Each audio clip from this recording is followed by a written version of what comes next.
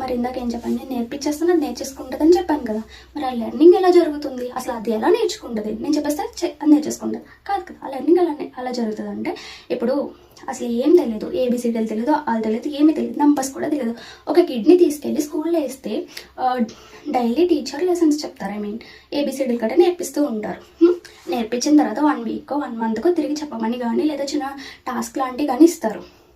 ఇప్పుడు తిరిగి చెప్పిన కిడ్స్ని ఒకలా ట్రీట్ చేస్తారు, చెప్పని కిడ్స్ని ఒకలా ట్రీట్ చేస్తారు.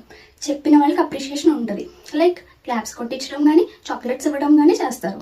చెప్పలేని వాళ్ళని లేదా టాస్క్ కంప్లీట్ చేయని వాళ్ళని కొట్టడం కానీ తిట్టడం కానీ లేదా ఇలా మార్చుకోవాలి సరికాదని చెప్తారు. అవునా? ఇక్కడ ఏం జరుగుతుంది? అప్రిషియేషన్ కానీ లేదా రివార్డ్ అంటే చాక్లెట్ ఇస్తున్నారు కిడ్కి, ఆబ్వియస్లీ నాకు చాక్లెట్ కావాలని ఉంటుంది కదా.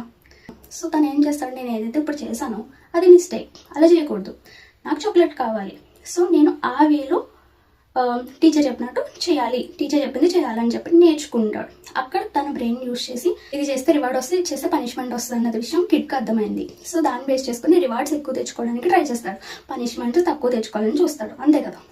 అలానే ఏఐలో కూడా మధ్యలో హ్యూమన్ ఇంటర్వెన్షన్ కూడా ఉంటుంది. ఇది కరెక్ట్, ఇది కరెక్ట్ కాదు, ఇది కరెక్ట్, ఇది కరెక్ట్ కాదని చెప్పేసి ఎప్పుడు కూడా ఫీడ్బ్యాక్స్ ఇస్తూనే ఉంటారు. ఆ ఫీడ్బ్యాక్ తీసుకుని అది లెర్న్ చేస్తూ ఆటోమేటిక్గా ఓవర్ ద టైం అది వెళ్తూనే ఉంటుంది అనమాట. ఇలా జరుగుతుంది ట్రైనింగ్.